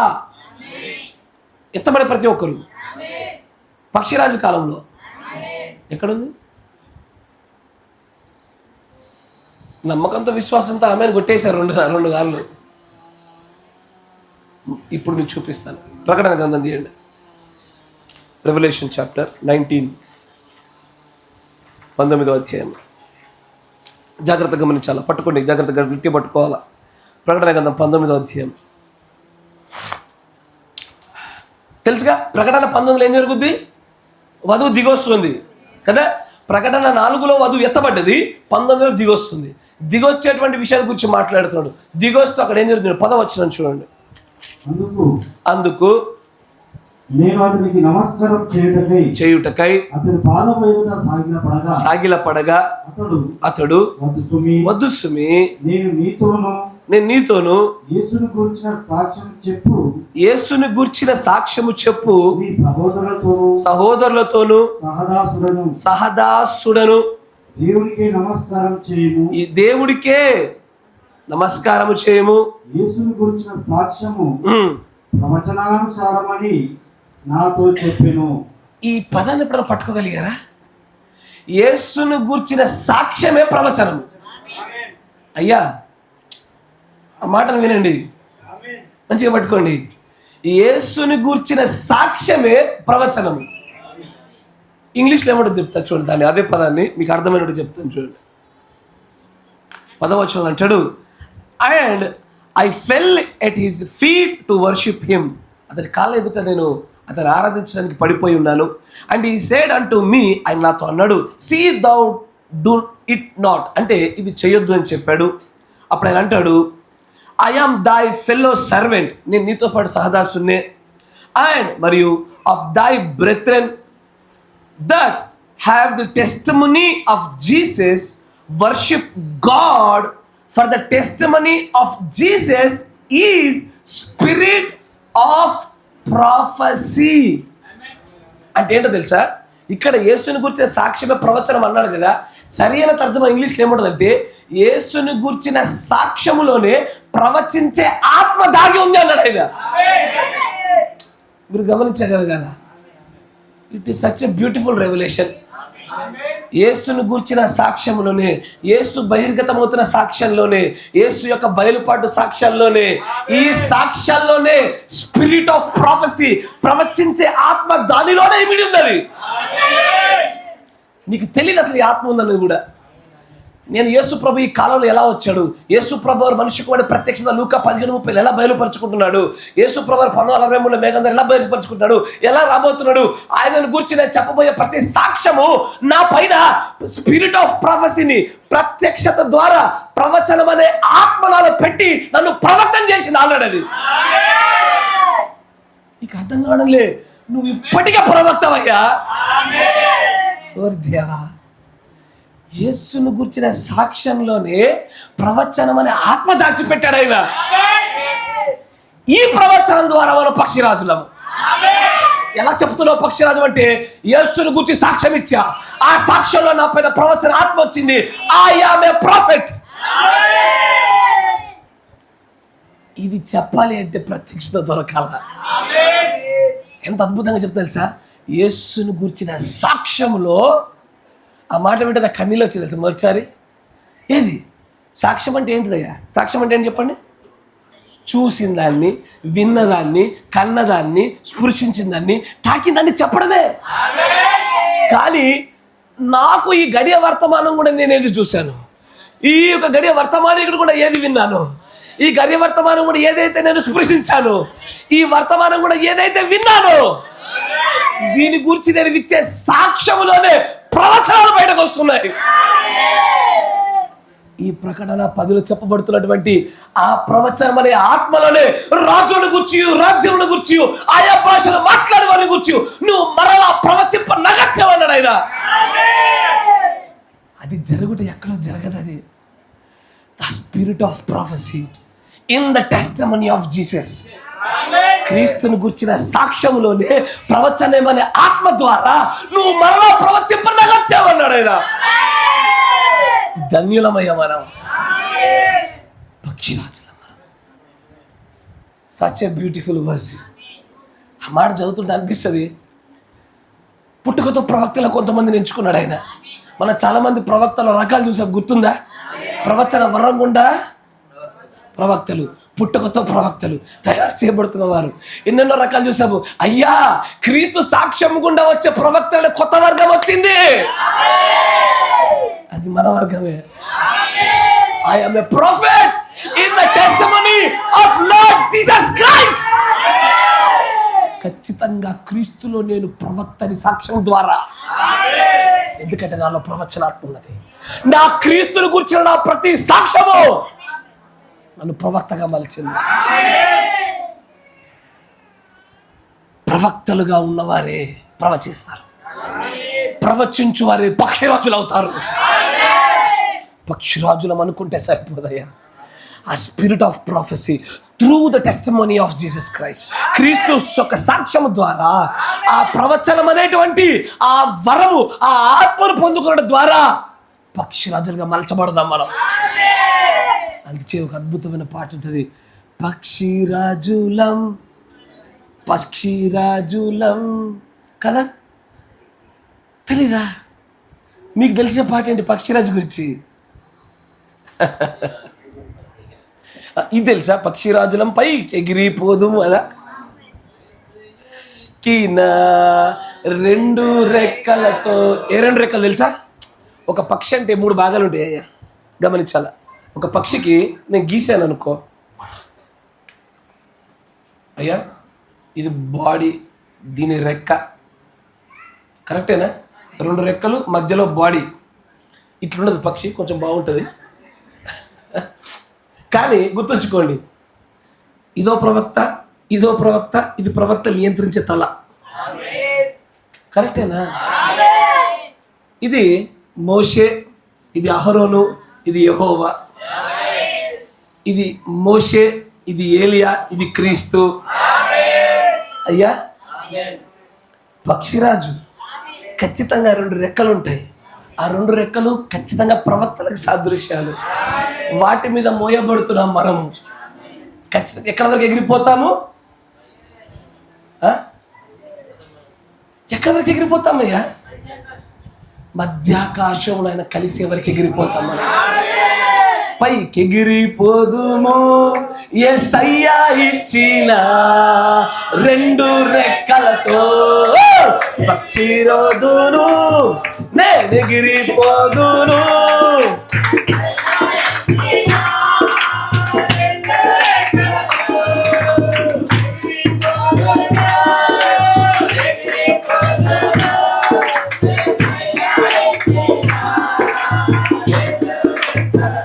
Praise the lord. నాకు తెలుసు నేను చెప్పిన వర్తమానం కొన్ని చోట్ల తలమిగిలి దాటిపోతాయి. మరొకసారి వినండి దయచేసి. నేను ఇది ఒక్కసారి గ్రహించగలుగుతారనో పట్టుకుంటారనో పట్టుకోరనో ఏది మాట్లాడను, కానీ మరొకసారి వినండి, మళ్ళీ కొన్ని విషయాలు అర్థమవుతాయి. అయ్యా ఇది ఆ రోజు నేను గృహకుడికలో పూర్తిగా చెప్పలేకపోయాను. ఎందుకు తెలుసా? ఇది అక్కడ చెప్తే గ్రహించగలిగే విషయాలు కాదు ఇవి. అందుకే ఆ రోజు అర్ధాంతరంగా ఆపేశా. వేరే కారణాలు ఉన్నప్పటికీ కూడా కాదయ్యా, మనం పక్షిరాజులముగా మనం ఎన్నిక చేయబడాలంటే ప్రవచనం ద్వారా ఎన్నిక చేయబడాలి, మర్మము ద్వారా ఎన్నిక చేయబడాలి. ఈ రెండింటి ద్వారా మనం పక్షిరాజులుగా తీర్పు తీర్చబడాలి. అప్పుడు పక్షిరాజులం అవుతాం. అప్పుడు మనం పాడుకోవచ్చయ్యా, పక్షిరాజు వర్తమానము నన్ను రెక్కలపై మోయుచున్నది. పక్షిరాజు వర్తమానము మమ్ము రెక్కలపై మోయుచున్నది. నిత్య రాజ్యము చేరు వరకు నన్ను రెక్కలపై మోయుచున్నది. ఆమేన్. నిత్య రాజ్యము చేరు వరకు నన్ను రెక్కలపై మోయుచున్నది. పక్షిరాజు వర్తమానము నన్ను రెక్కలపై మోయుచున్నది. అయ్యా మోయబడుతున్నాం. కావాల్సిందల్లా ఒక్కటే, ఆ ఎక్సోడస్ నిర్గమకాండంలో 5వ వచనంలో కొద్ది పని చేయండి అయ్యా. నా సలహా ప్రేమపూర్వకంగా 5వ వచనం ఒకసారి చదువుతారా? నిర్గమకాండం 19వ అధ్యాయం 5వ వచనం. ఆ 5వ వచనంలో ఒక్కసారి ఆ కొంచెం పని చేసావనుకో, మోయబడుతున్న నీవు నిత్యరాజ్యం వరకు చేర్చబడతావు. ఆ కొంచెం పని చేయి, ఆ ఒక్క వచనంలో పని చేయి చాలు. కాగా మీరు నా మాట శ్రద్ధగా ఆయన మాట వింటే చాలయ్యా. నా నిబంధనలను అనుసరించి నడిస్తే చాలయ్యా. సమస్త దేశ జనులలో స్వకీయ సంపాద్యం, దేవుడి యొక్క స్వకీయ సంపాద్యమైన సొంత జనులు ప్రజలుగా మార్చబడతారు. మీరు మోయబడుచున్న మాట సరియే. మర్మము ద్వారా పక్షిరాజులమే, ప్రవచనము ద్వారా పక్షిరాజులమే. మాట విని శ్రద్ధగా లోబడి ముందుకు సాగామా, రాజ్యం మనదే. ఆ గొప్ప నుంచి తప్పిపోకండి అయ్యా. జాగ్రత్తగా ఉండండి. మర్మముల ద్వారా పక్షిరాజుగా మలచబడండి, ప్రవచనముల ద్వారా పక్షిరాజుగా మలచబడండి. అది మన రాజ్యాన్ని, మన గృహాన్ని మరలా మనకు తిరిగి ఇచ్చేదే. దేవుడు మిమ్మల్ని అందరూ దీవించును గాక. మోకరించండి, ప్రార్థన చేసుకుందాం.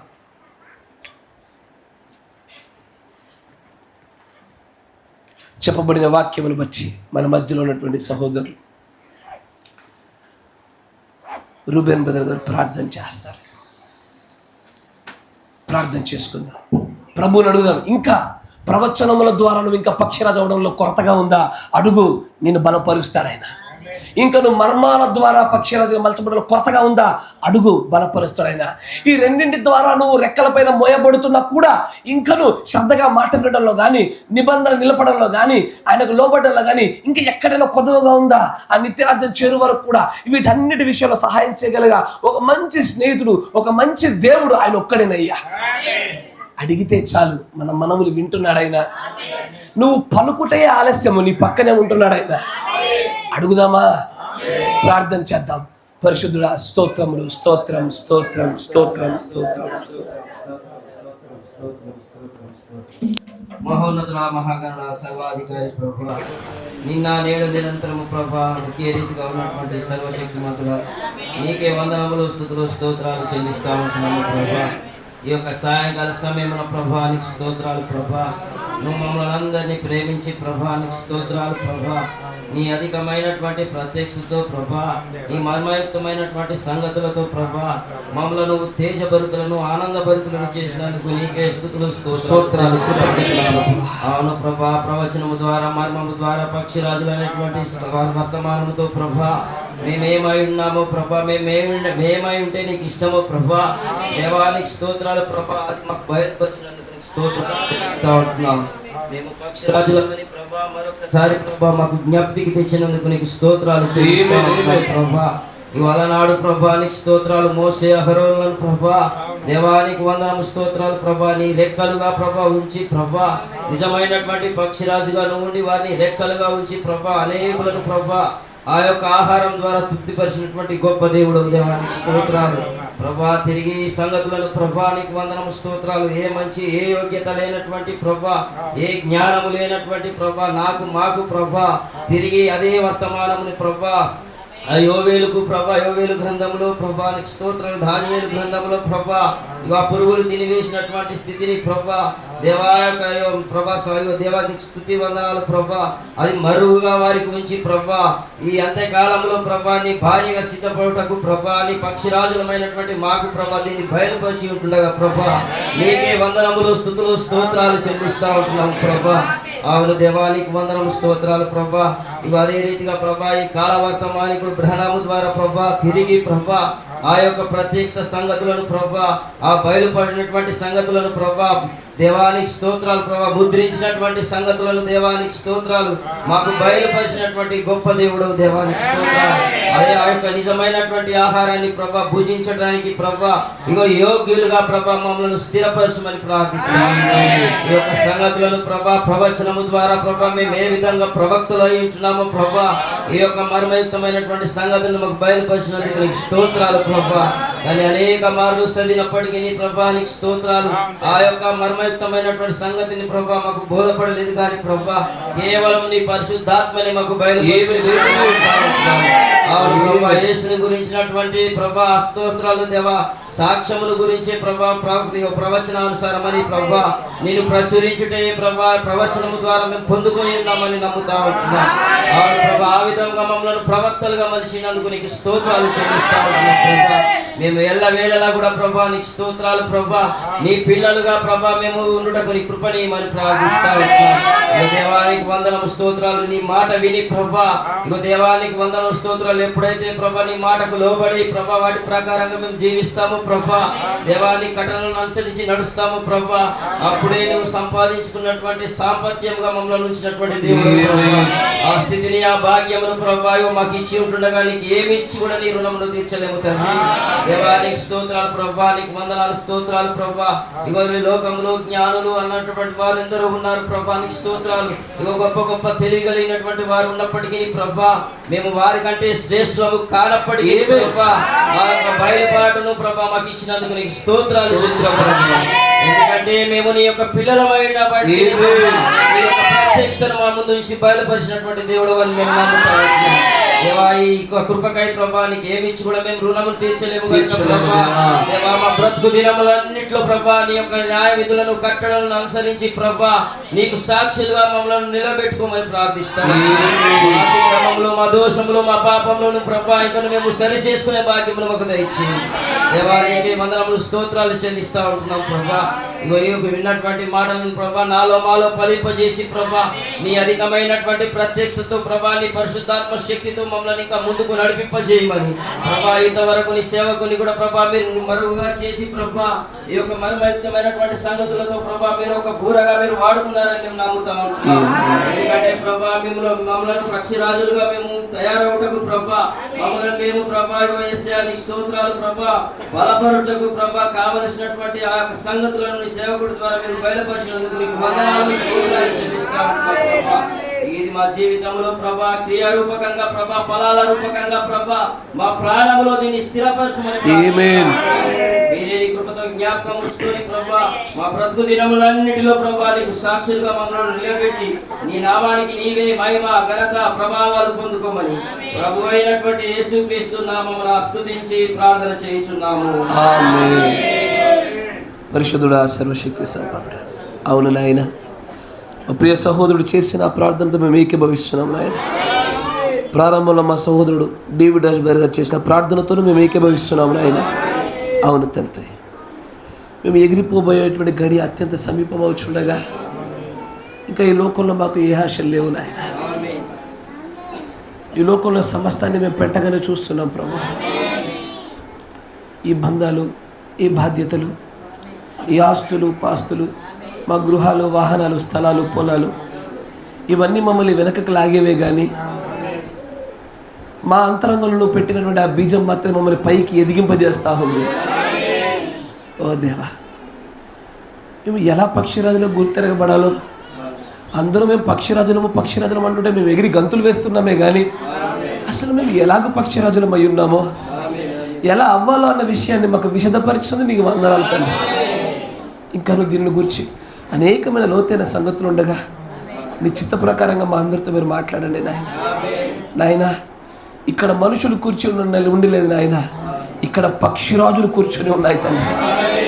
వీరందరినీ నీ మర్మాల ద్వారా, నీ ప్రవచనాల ద్వారా ఈ పక్షిరాజు కుటుంబాన్ని తయారు చేశారు. ఇక్కడ మేము భుజించుచున్నటువంటి ఆ దేహము, ఆ మాంసము నీ లోతైన వాక్యమే, నీ పరిపూర్ణంగా నెరవేర్పు జరిగించబడుతున్న చిత్తమే నీ మాంసమై ఉండగా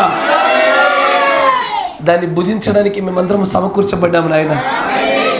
కానీ ఇంకా కొన్ని పక్షిరాజులు ప్రభువా ఇక్కడ మాతో పాటు కలిసి భుజించడానికి రాలేకపోయాయి. క్షమించండి, వారి చిన్నబుచ్చుకున్న ముఖాలు తీసివేయండి ప్రభు. మమ్మల్ని అందరినీ జ్ఞాపకం చేసుకోండి. ఇక్కడ ఈ ఆహారాన్ని భుజించడానికి సమకూర్పు జరిగిస్తున్న సమస్తాన్ని బట్టి మీకు వందనాలు. హైదరాబాద్లో కూడా మీరు ఏర్పాటు చేసినటువంటి ఆ గొప్ప మాంసమును బట్టి, అక్కడ సమకూర్చిన పక్షిరాజును బట్టి మీకు వందనాలు. మేము ఆశించింది కాదు నాయన, మేము కోరుకున్నదో, మేము ప్రణాళిక వేసిందో కూడా కాదు తండ్రి. ఈ నీ యొక్క అనాది సంకల్పమైన విషయాన్ని ప్రజలు గ్రహించే భాగ్యం దయచేయండి ఆయన. రేపో మాపో మేము ఎత్తబడి గడియ వస్తుండగా ఇంకా మాలో ఉన్న సమస్త కొరతలు తీసివేయండి. కక్షలు, కలహాలు, భేదములు, క్రోధములు తీసివేయండి నాయన. పక్షిరాజులమై ఉంటుండగా ఈ లోక సంబంధమైన విషయాల కోసం నాయన మేము కిందికి చూడకుండా ఆ మధ్యాకాశం వైపు ఎగురుతూ పైకి మాత్రం మా తల నుంచే భాగ్యం దయచేయండి. ఈ సంఘాన్ని అభివృద్ధి పరచండి, కనికరం చూపండి. ఈ స్థలంలోంచి తిరిగి వెళ్ళబోచుండగా నీ పిల్లలు మరలా ఒక గొప్ప యుద్ధ రంగులకు అడుగు పెట్టబోతా ఉన్నారు. ధన విషయంలో, ఆరోగ్య విషయంలో, వ్యాపార విషయంలో, కుటుంబ విషయాల్లో, వ్యక్తిగత విషయాల్లో, సమాజ విషయాల్లో గొప్ప యుద్ధాన్ని ఎదుర్కోబోచుండగా నీ ప్రియమైన ప్రజలు పక్షిరాజు వల్ల యుద్ధ రంగాన్ని మార్పు చెందించి జయించే భాగ్యం దయచేయండి బ్రహ్మ. అనారోగ్యంతో బాధపడుతున్నటువంటి ఈ పక్షిరాజులు మరలా తమ యొక్క యవ్వనాన్ని నూతన పరుచుకున్నట్టుగా సంపూర్ణ స్వస్థతను పొందుకునే భాగ్యాన్ని దయచేయండి దేవా. కడగమని, బలపరచమని, స్థిరపరచమని, నీ గొప్పదైన ఉద్యమం చేత వీరందరినీ ఉత్తేజింపజేయమని ప్రభువైన యేసు క్రీస్తు నామములో ప్రార్థన చేయుచున్నాము. Amen. Thank you Jesus. Thank you, Jesus. Thank you, Jesus. Thank you, Jesus. Amen. Praise the Lord. God bless you. దేవుడు మిమ్మల్ని, మీ పక్షిరాజు కుటుంబాన్ని దీవించును గాక.